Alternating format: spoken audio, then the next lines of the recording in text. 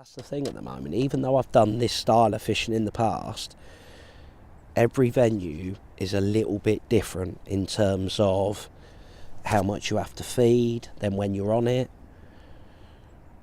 you know, the better way, what is the best way of going about it as such. And that's why you can't, obviously you can't be match hours, but if you can go out and have a little bit of a practice almost. So, nice chuck. Line's just gone over that bit of floating stuff, so let's see if I can flick it past it.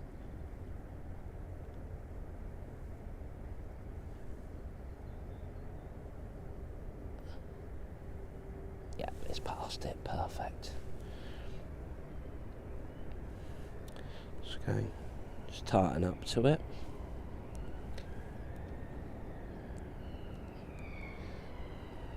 Just lift my rod rest up. Make sure that line's sunk.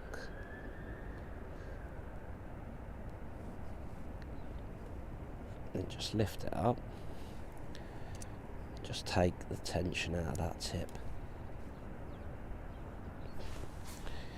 Honestly, the first time you do this and you get a bite, the difference, I can't stress how important it is.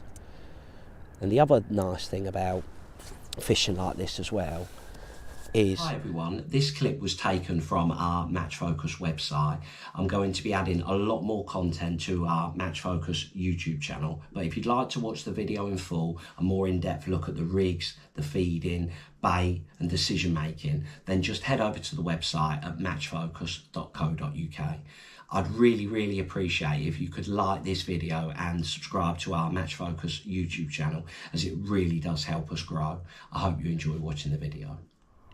Obviously it is all about catching the fish, but it's knowing if you're getting an odd little sign, so that'll give you a little bit of confidence, you know, that there's an odd fish there milling around, so it might be worth spending a bit more time on it. Whereas if you have, you know, 2 chucks as such, and you don't get any signs on your rod tip, no signs, no indications, then it might be a case of just coming off of it for sort of 10-15 minutes, let them breathe. I'm going to carry on fishing for a little bit, and then we'll come back, hopefully, on a bite.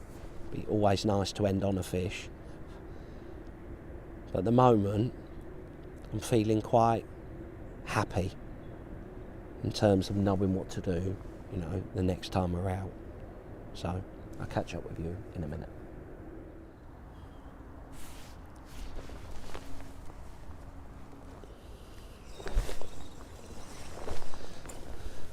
I was just starting to think we weren't going to get another bite, but this is actually the cast that I left you on after our maggot feeder.